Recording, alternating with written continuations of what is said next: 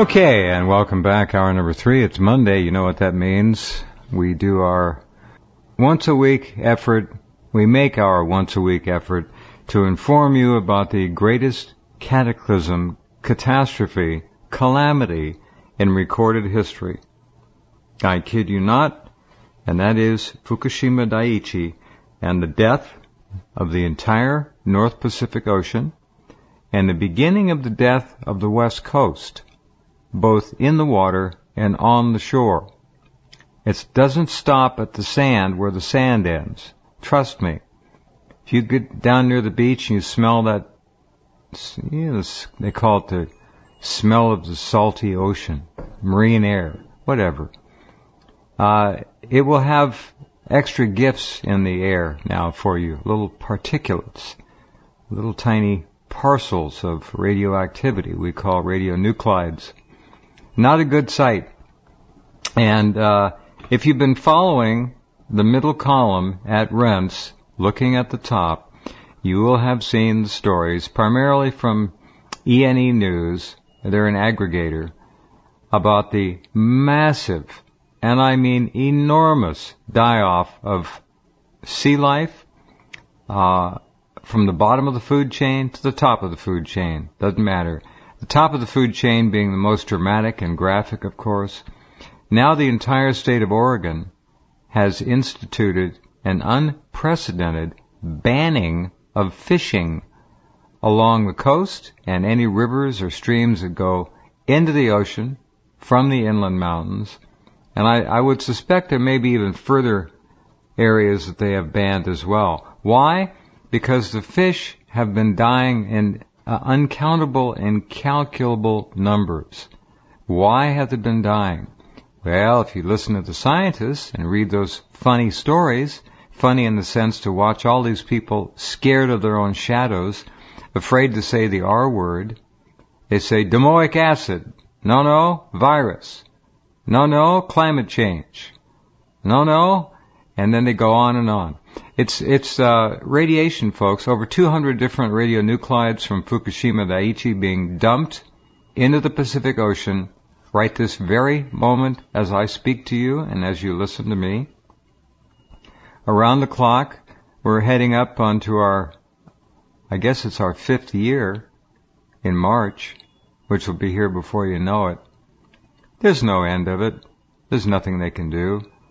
There's no technology that is known. I want to extrapolate on that a little bit. When I say known, I mean known to us.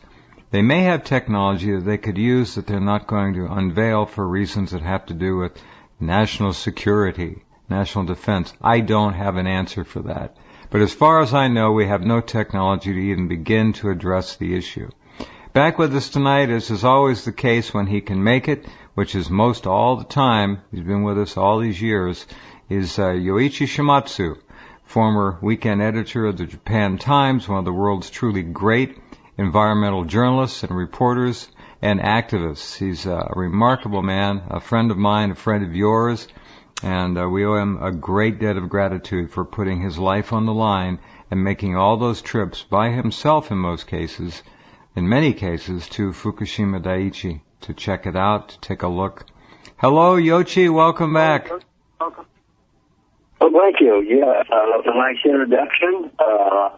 It's been a long haul. Fukushima dangerous as ever. More dangerous in some ways by the water side there, with the rising levels of, Yes. Exponential amounts of concentration in the water there. So basically, they've opened Highway 6 and people drive through there, but I think it's pretty inadvisable at this point for people to be commuting back and forth. I mean, we really don't know the number of workers and local residents who died, people who have been assigned to work there because, we've seen the highest number of deaths in Japan for 4 consecutive years in a row, breaking the record every time. So right. Obviously it's the cause of death has got to be linked with Fukushima because everything else is sort of like every other threat in the environmental health in Japan has actually gone down quite radically. So, right. So this is the one factor that's down. Same thing in the oceans, the North Pacific Oceans. We don't know. There was that huge oil spill in the Gulf of Mexico, of course, but we haven't seen anything since the Exxon Valdez, incident in the North Pacific, and the casualties from that were, right. A lot of that oil was in fact collected over the tankers, so a lot of it was collected and pumped out. So, the death rate there is obviously effects on sea mammals, on fish, and so on.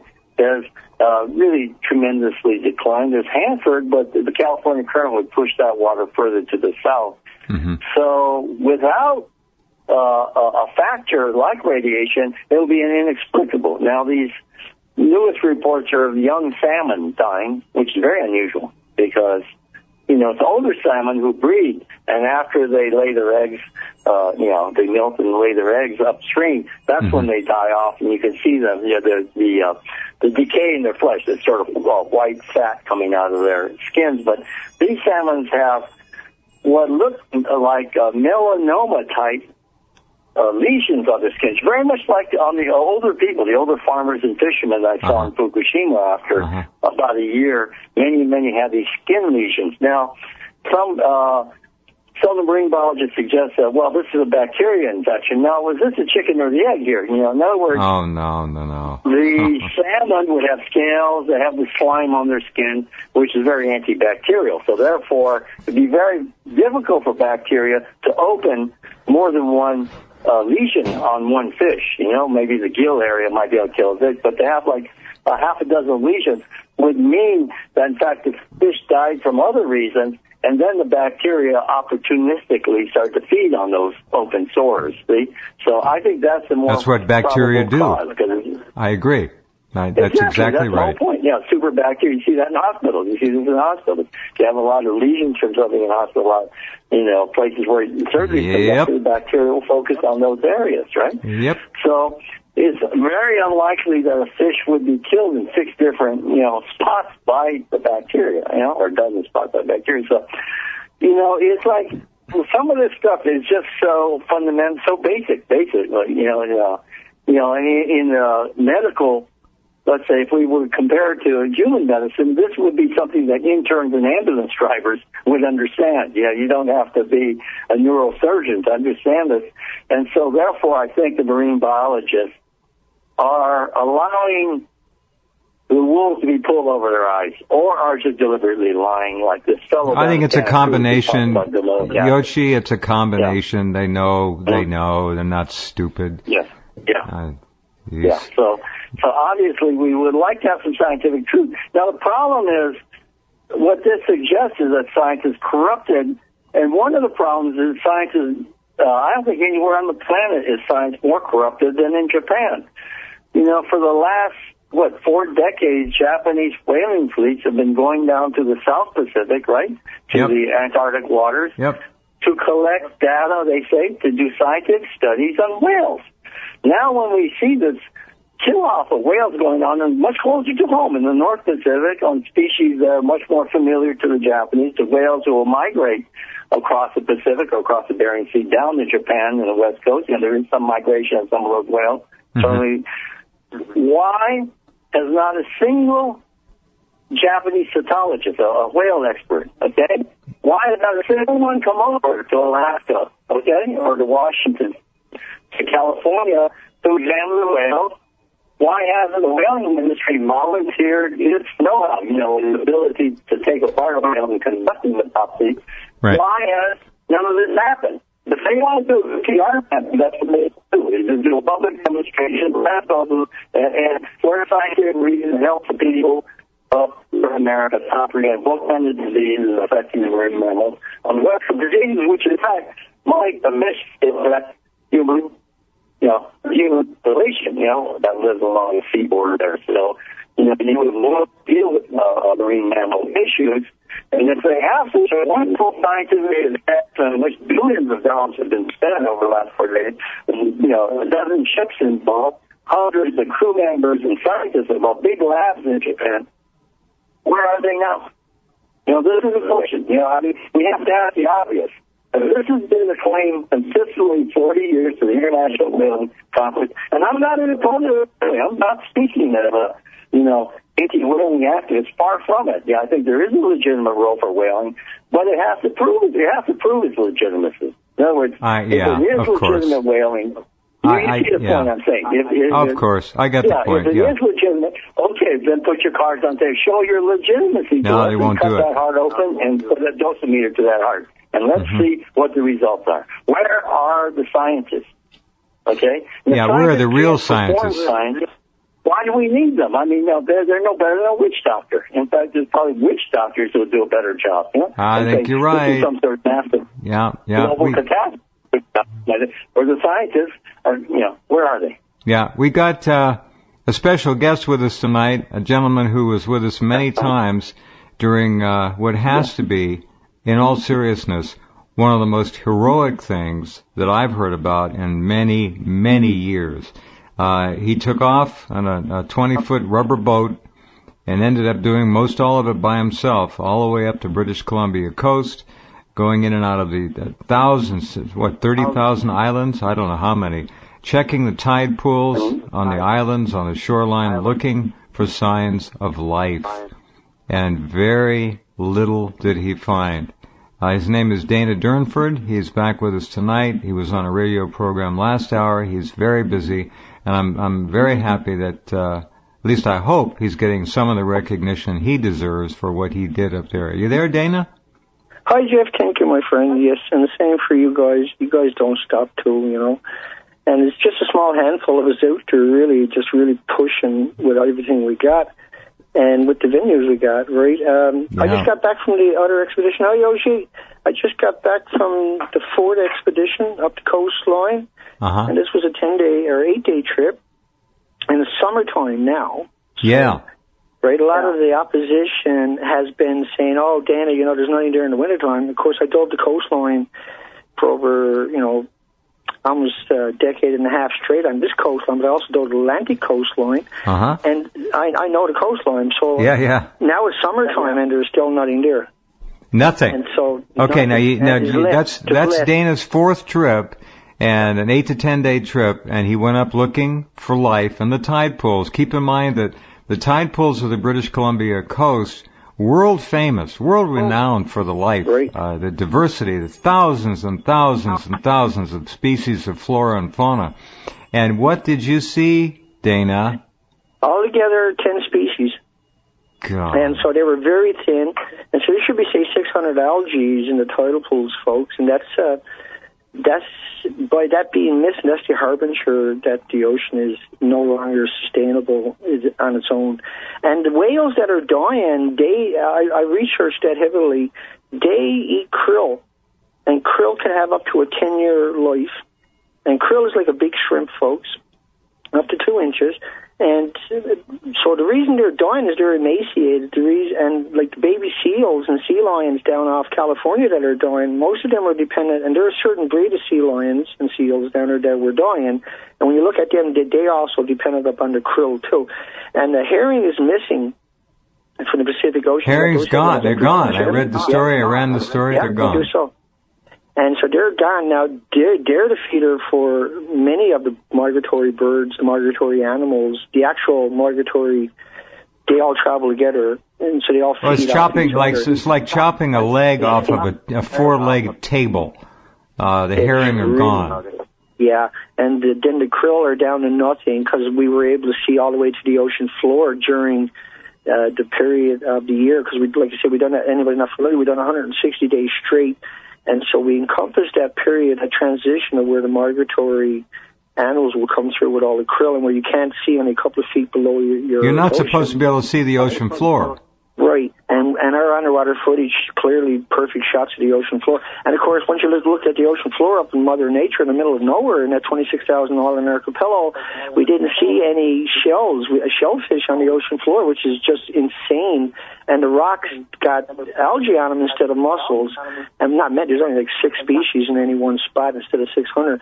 But that was significant, not to see no scallop shells, no abalone shells, no oyster shells, none of the different types of clam shells, the horse and the little necks and the manillas and the razorback clam shells. These are white shells, and so they're very visible, extremely visible, especially, during that period when there was nothing there, and there's supposed to be a soup of life and you shouldn't be able to see down to it, and so there was nothing there for anything the migratory with, and there was nothing on the ocean floor. And so the mussel shells, folks, every rock in this coastline was covered in mussels, and the inside of the mussel shells are very reflective white, and so they would dominate everything anyway. And so we had an extinction event already, and now we're seeing life trying to cling on, not coming back, but trying to cling on. And as you guys covered many times, with so much detail, now we have a real detailed picture of it. I've been uploading the pictures steadily at the site since I got back, and I'm only putting 200 pictures on a page to make sure everybody can access it. Wow. But it's just a stupid amount of work, and I'm heading out again for the last part of the trip before I do the documentary coming up. Somewhere in the next week and a half, 2 weeks, get up and finish it out through the summer. And what we're going to see, of course, is no insects, Jeff, the whole time we were up there, except for this one little species. But we camped on shore, never got bothered, never had no bites. That's really? Like in an archipelago of islands in the middle of nowhere, 300 miles up the coastline in Canada, and never got bugged by an insect. That was eerie stuff, you know. So it's just the same as it was last year, but even more so. It's worse. It's worse, yeah. And I mean, it's desperate at this stage, obviously, is what I'm trying to say. Well, what we're looking at is conclusively the end of the North Pacific, maybe the whole Pacific Ocean over time. Most likely, yeah. It's true. Now, here's Dana's website you can get to by clicking on his name. It's entitled The Nuclear Proctologist.org. All right? The nuclearproctologist.org. You can see untold numbers of photos of tide pools, which ought to be just glistening with varieties of life. Yeah, there's nothing there. There's nothing there. They should be amazing. And the way the seals, I was able to get right up to the seals within a couple of feet of the seals. Oh, they're weak. And they're so weak, and they're not in very good shape at all. And I got those pictures up there. I mean, that haunted me. I had to leave that little area after I finished the pictures.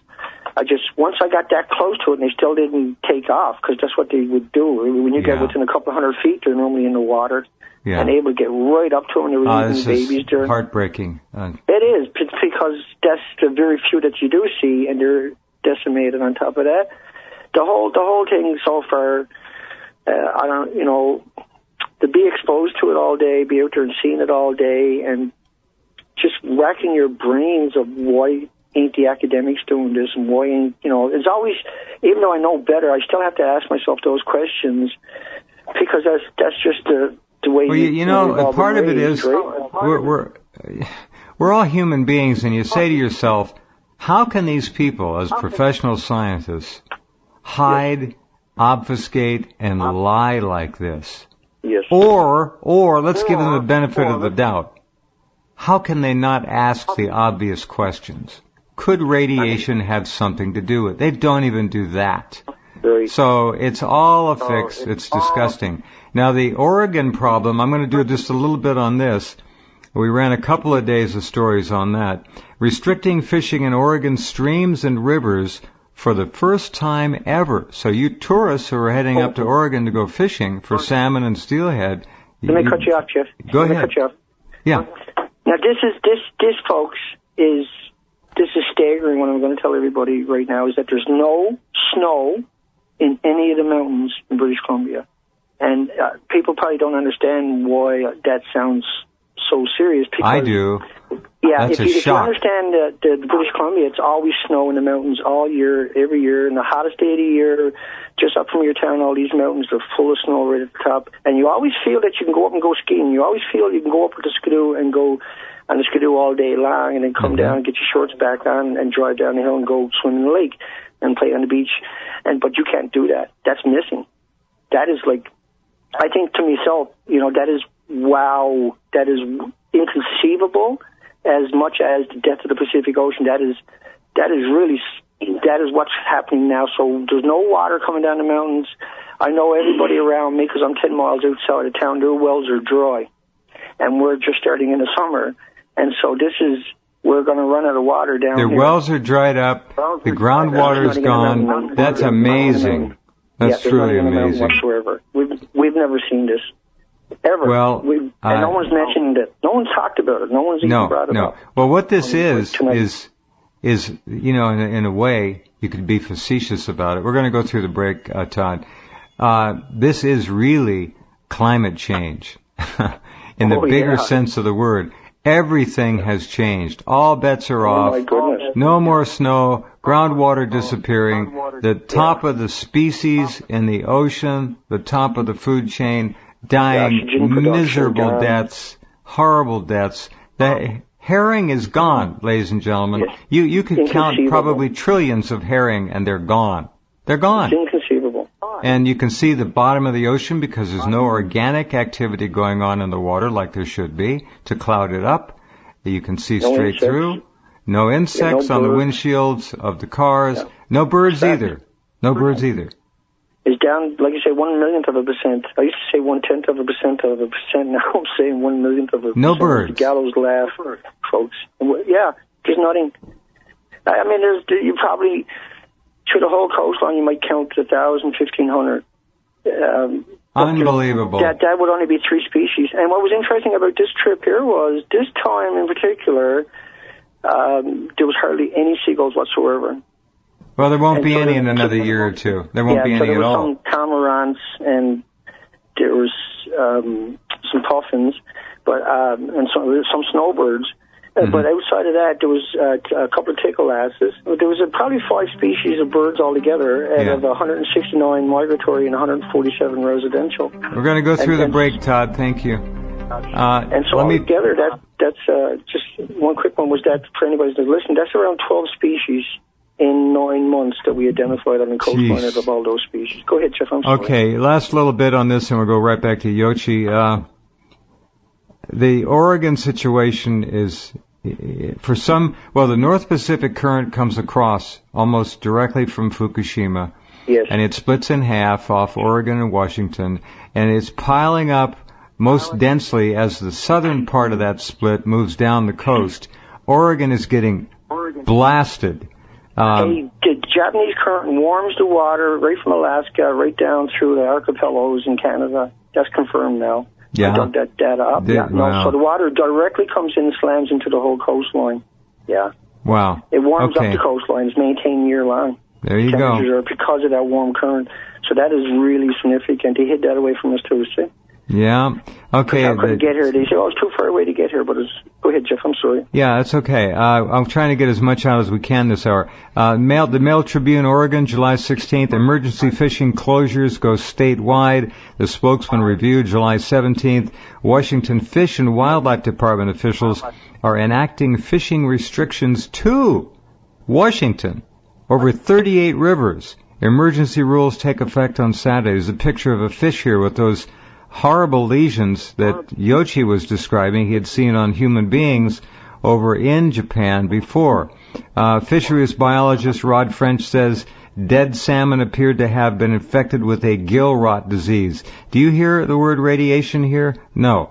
French said it appears the fish are dying from a bacterial infection. Do you hear radiation there? No. Yochi, how long can they keep lying? Well, there's no more fish. I mean, the fish are disappearing, and then they don't have to lie anymore. There you go. Then they move on. Perfect answer. This is a problem. Yeah, this is a problem. And how can it be gill rot? The fish could die of the gill. They will not have all these lesions on their bodies, down to their tail. So it makes no sense at all. They're trying to call it bacterial infection. And it is so obscene, the lying going on. Yeah. And I again ask you, dear ladies and gentlemen, wherever you are on this planet, I'll ask you in an overt sense, how many news conferences have you heard the U.S. EPA, the Environmental Protection Agency, hold about radiation in the North Pacific waters that come up and slam against the West Coast? None. Not one word, not one news conference. Yochi, the idea that the Pacific Ocean is going to recover from this is a black, ugly laugh. but yeah, it's ludicrous. There is just no way. Radiation levels are rising off Fukushima. In 2 years, they're going to be subsequently then rising off the coast of North America, in the northern Pacific. As far as I can tell, a lot of the water, as we discussed last week, is circulating back toward Asia, given kind of these strange line of storms across the Tropic of Cancer. So this is a mega event. There's no coming back. And consider the importance of the fishing industry to the economies of the states of Alaska. Oh, they're over. We predicted this 4 years ago. Whole coastal communities undercut, gone. They're gone. No, they're gone. They're gone. They'll never come back. Yeah, they're not going to come back. Yeah. Well, they're not going to. Well, Alaska was still going strong. I think they're basically finished now. And the other problem that Dana mentioned was the snowpack is gone. And the snowpack's important for a couple of reasons. One is that's basically the supply of water in the spring and summer. Why the water table is falling is because all the snow just turns to liquid water, rushes down to the ocean or evaporates. The second problem has to do with, snow is reflective. It creates a high pressure zone above it, which tends to stabilize weather patterns. Now, when the snow over Canada and the North Pacific is gone, or the Pacific Northwest is gone, you're going to have weather instability, as the United States has been seeing since the year 2012. A year after Fukushima, you're seeing massive instability, extreme cold, lots of wind, strange weather, phenomena, tornadoes and so on. Massive problem. Now, I've suggested the reason the snow's gone is not because of higher temperatures, because it was a very cold winter. It is because of tritium mixed into the water. It's indistinguishable from water, and it's breaking down the ability of water to crystallize. So this is a massive problem in that not only does everything go crazy up there, and there's a huge volatility in the weather over North America and the Arctic, but also the fact that tritium is coming into the drinking water, okay? There's tritium in the drinking water. Big problems really surfacing now, and I predicted, I think, wasn't it like a year, or less than a year after Fukushima, I said there's a very likely chance that of desertification, that all of Scandinavia will become a desert because of Yes, I did. Little did I expect at that time it would have such a huge impact on the Canadian Rockies and on the Pacific Coast Range. And it's happening there, too. So I expected a lot of tritium to be moved across the Arctic, destroy the Arctic, land in Scandinavia, and cause a crisis there. Little did we know is that so much of it also, and it's very unclear why the tritium is coming down. It has to do with wind currents and all that. I suppose the jet stream did not expect this massive loss of snowpack in North America. This is a bit shocking, but there's a vast area. Scandinavia is a relatively small area. Okay. But North America, to lose that much snow, that is like a mega event. Yeah, let me do something else. I'm going to switch gears here. This is important. Yoichi will have direct data on this. Certainly, Dana will have something too. This is important. I talked to a gentleman on the phone today for quite some time, and he revealed some things to me that you, Yoichi, probably know about. It has to do with the black fungus, the black mold in Japan. Now, this was first talked about in October of 2011 in a newspaper report then. This weird black stuff they were finding. And then hotspots around Tokyo. They identified and admitted to 20 radioactive hotspots. He said he had some friends who were in the mining business who had their counters with them, their Geiger counters, and they went out for walks. And they had them set so that an alarm would go off if they were in a mortal or a danger zone that could kill you if you were to hang around it long enough. Okay? Like even an hour or less. There were some of them that were that intense. This radioactive black fungus in Japan is blowing back to the United States. This is what a newspaper last 2013 said. The Australian ENE news contributor has analyzed a sample of black fungus that originated in Minamisoma. Minamisoma. right. Yeah, Okay. They're just right north of the plant. Okay. He said, I was sent this resin-encapsulated sample of black fungus-like material. It has reportedly come from somewhere in that area. A contact in Japan sent the sample to a friend. This is a test chart for it. For those of you who have not looked at a scintillator test chart like this before, the position of the peaks, blah, blah, blah, blah, blah. The black fungus started growing on the concrete and rock surfaces in Japan after Fukushima. It then showed up where?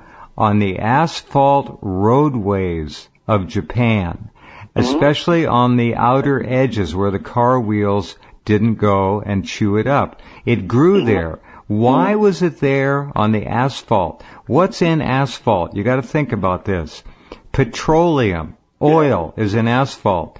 This radioactive material, whatever the isotope is, feeds on the petroleum. Now, I'm told also by another source, I don't want to get into too much detail, but that at night, Yoshi, they're going around on these asphalt roads, digging many of them up and repaving them overnight while the people are asleep. Oh, yeah, this is absolutely. I've been reporting that for the second year. There's brand new roads that were paved right over. That's right. Right over. The dust, radioactive dust gets on the ground, and then this black mildew or black fungus begins to develop there and concentrate. So you get hot spots, so they try to cover it up. And there is radioactive material in asphalt called pitchblende. You know, there are very low concentrations of uranic compounds in asphalt, and that's why these microorganisms are able to feed on these roads. Also, the other thing is, you got to remember, you salt the roads in the winter, okay? You salt them for icing. And so they have a high tolerance to salt. They'll draw energy from the pitchblende in the asphalt. And so radiation, in precipitation is a boom for these things. This is like a prime feeding time. And so they're growing like crazy. Yeah. And, as we know, spores do travel from fungus. Yes, they sure do. Yep. And moisture precipitation coming across the Pacific. And the Pacific coast are relatively warm. They're caused by these typhoons coming from the mid-Pacific area. So these are pretty warm currents that they're traveling. So no problem with survival in getting over to North America. So it's a real threat. And, ideal conditions, you got those asphalt roads, you got the salting of the roads. They don't just grow on asphalt, by the way. That's their natural starting point. Concrete. You see them on concrete, and you see them in the, what you call cement between bricks. As we know, that's pretty strong mortar. Cement. This alkali should kill them. Yeah, the mortar between bricks. They're growing there. I see them growing there. So it means they're highly adaptable, and they would not normally grow in the mortar. But the fact of radiation in the environment, radioactive salt, is just like Fukushima is delivering food to these very fertile plants. Okay. Let me get over to Dana now, Yoshi. Yoshi has been talking about the roads and this black stuff. We've been doing it for 4.5 years now. It was seen relatively soon thereafter, as I said, reported in a newspaper in October of that first year, 3/11. Okay. Now, before you comment, Dana, let me say one thing. The normal CPM, counts per minute, in my home is 26 to 30. That's normal. I went over to the replaceable filter on my return air duct on my home HVAC system, right? Okay, you folks know what I'm talking about? You got to replace those filters on your air intakes, on your house air conditioning and heating systems. I went over there with the counter after reading 26 and put it up there. It was 128 to 130 on the filter. Wow. That's it, just sucking it in. It's coming in through the windows, and it's going into the filter and getting stuck. I very carefully picked it up, threw it in the trash, got another one. It's going to be the same thing again next time. It was last time. So this is another problem, folks. You've got to replace those filters, please.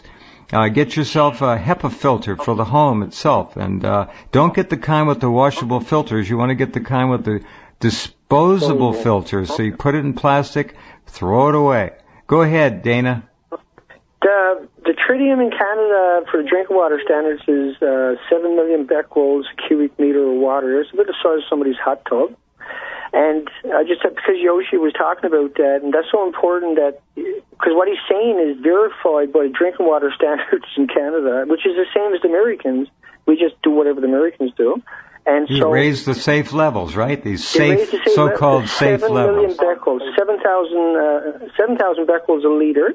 Jeez. And they normally do it per cubic meter. And so what people should understand is that the previous Fukushima, the natural radiation in your water was 0.05 of uranium and 0.005 of another one.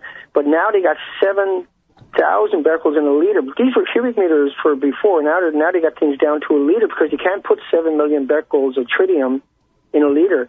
But there's also white tritium, too, that's produced at that same time.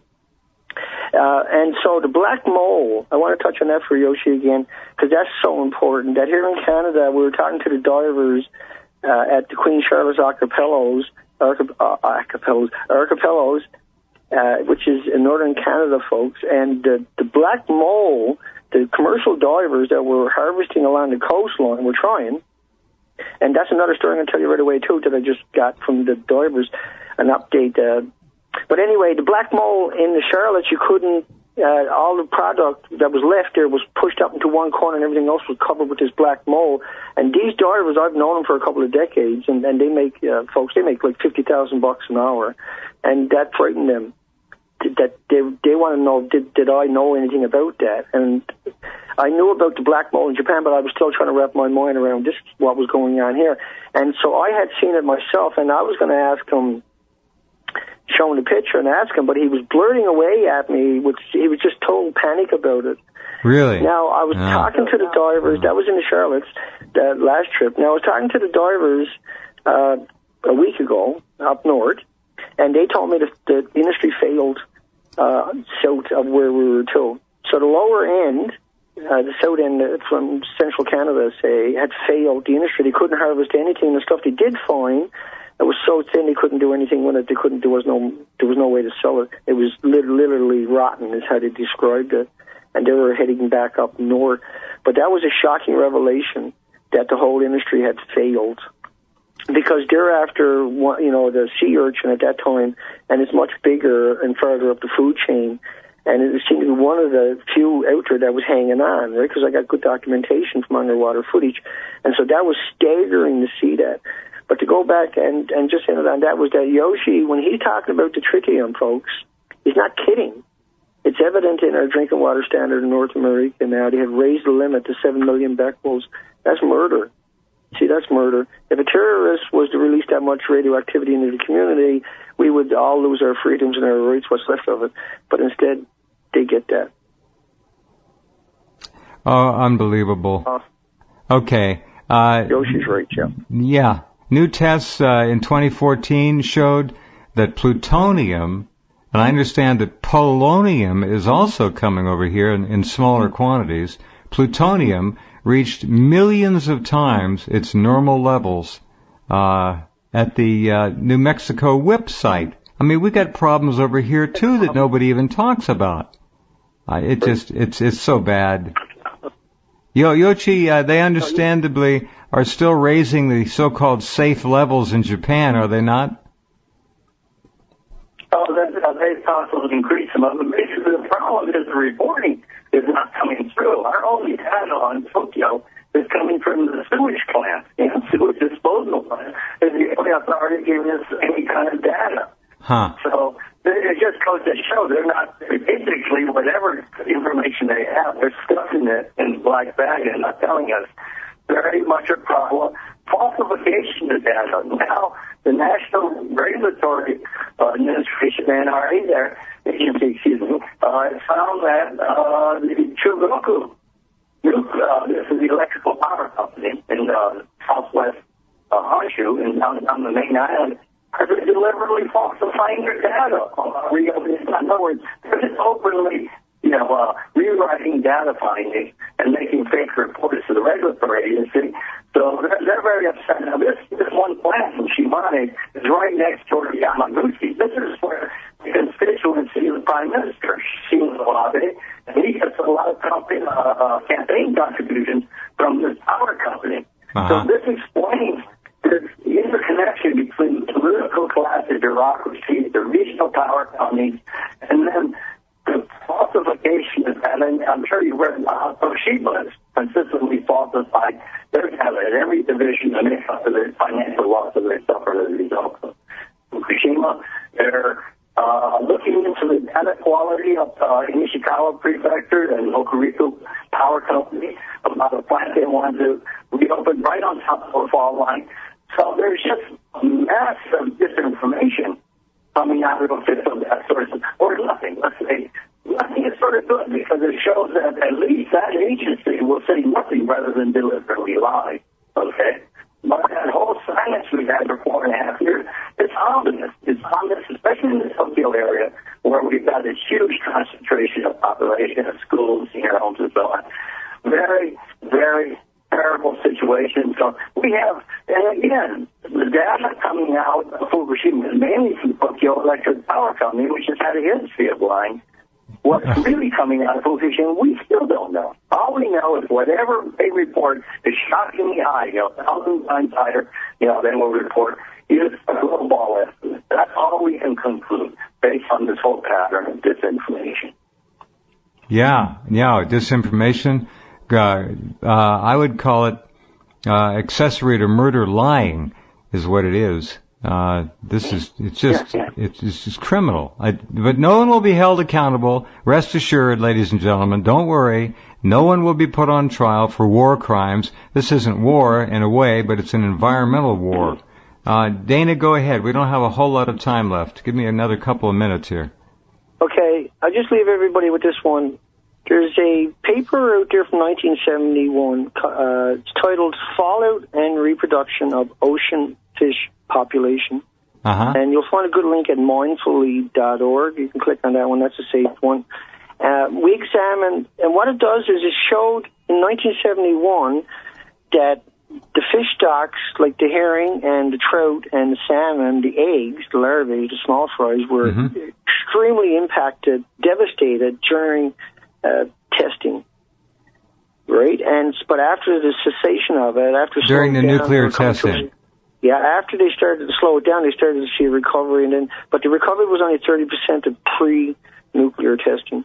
Really? And then the comparisons were done with the fishermen.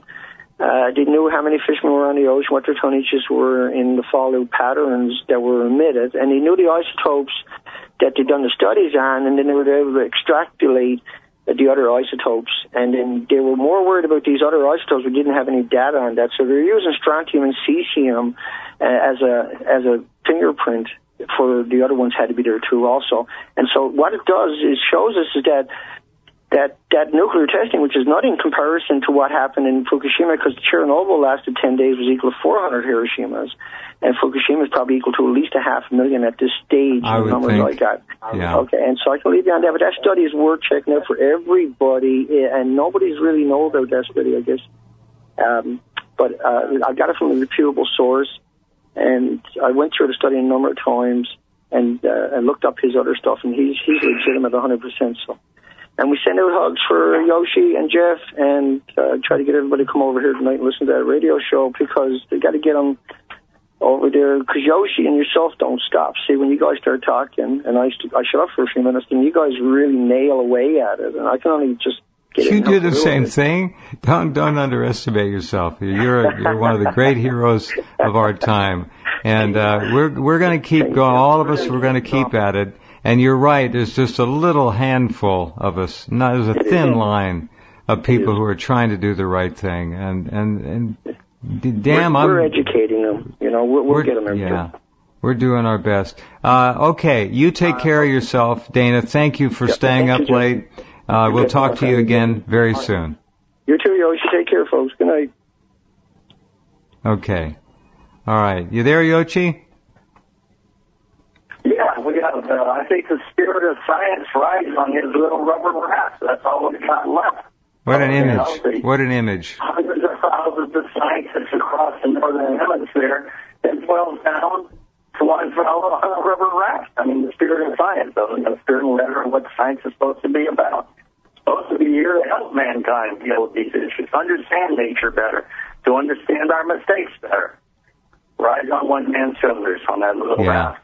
But we are very happy the weather is turning. It was more light now. When he's talking about it's summer there, we're not just talking about temperature, we're talking about sunlight. There should be more light, more photosynthesis among the algae, which feeds the plant. The fact that the photosynthetic process is stopped and life, everything else is in time for radioactive heat or just dying from starvation. It's a grim statement about our technological civilization. That everything we have trusted and believed in about the wonders of science and how it's going to make life safer and easier for us has proven to be the biggest lie in human history. And there are going to be survivors of this. And I seriously wonder if the human species can survive its own radioactive garbage and chemical garbage. And we got to remember. We got to remember. If they're going to be able to continue on. Yeah. We got to remember one thing. There are over 500 reactors on the planet already. Yes. We have been so lucky for so long to have only 3 Mile Island, Chernobyl, and now Fukushima. We could get another one tomorrow. We could get 2 more next week. We're just on borrowed time. It's madness, and they're talking about building I don't know how many new reactors and plants. It's just crazy. The EPA raised what they call their protective action guides, their PAGs. They were obviously put in place to allow safe exposure, to keep the exposure levels low enough to where it was safe to be around some of this stuff. Not from Fukushima, but from years before that. Well, they have revised these estimates so radically that the allowable levels, for example, of iodine-131 can be from anywhere from 3,000 to 100,000 times higher than what was considered maximal safety levels, up to 100,000 times higher than what was considered maximum safe exposure. This is your government, folks. Yeah. Well, one thing is that, when one country puts out plant and then those kinds of very leak radioactivity in the waters and the air, they're threatening everyone that lives on the same latitude around the world. And the winds, the storms, good point. The sea currents. Now the problem is, right now, the tropics of cancer is sort of like that dividing line. The Fukushima crisis basically rides along the tropics of cancer, just the Philippines and so on. It's circulating around Central America. So along that line, but the problem is they want to put new reactors in the below, south of the tropical cancer, in Vietnam, in India, and the Middle East. Absolutely. Well, that'll take care of the whole planet. That'll finish it. Exactly. Once you cross that, put it close to the equator, basically, that ensures that every environmental zone on this planet is going to be destroyed, and it will move southward into the South Pacific, South Atlantic, and destroy those countries. And the notion that we have a Chernobyl, which has really been devastating for Europe. I mean, people aren't really saying how much radiation. Oh no! Eastern Europe is pasted with radioactivity. They won't talk about it. Western Europe also. Western Europe, the mountains of Western Europe. They import. Well, I was in Frankfurt. I ate some wild boar there, wild boar soup. Turns out the wild boar comes from Australia. They can't eat their game there anymore. They can't eat mushrooms there anymore. This is their traditional diet. It has to come from the southern hemisphere now. This is how far it's gone in Western Europe. Train stations that are massively radioactive in Germany. Okay? Very, very radioactive. They're hauling nuclear waste and nuclear bombs on those rail lines going through major towns. Now we have Fukushima. Can the world afford another major accident? Can the world afford another one? There's no chance. I think the answer No. is we must roll back. We must stop nuclear rollout and shut down every nuclear plant while we still have the chance to do that. You got it. You got it. Yoshi, thanks a million for everything, and talk to you next week. Yeah. Yeah. All right. About those filter changes. Yeah. No kidding. No kidding. All right. We'll get hopefully a better connection for him next time. Sorry you couldn't understand everything, but I think you got the gist of it. And Dana, so very glad he's home safe. Honestly, I was very worried about him. So was Yoshi. So were many of you. All right. That's our Fukushima update for you, at least part of it. And it's all at Rense.com in the middle column, or the nuclearproctologist.org. Tremendous amount of data there. You can look at, we run ENE News and what we can get from Dr. Rich Wilcox in Japan. He'll send stuff over as well. Thank you, Rich. So there we go. All right, that's your little crew working for you. We appreciate you, and we'll talk to you tomorrow night.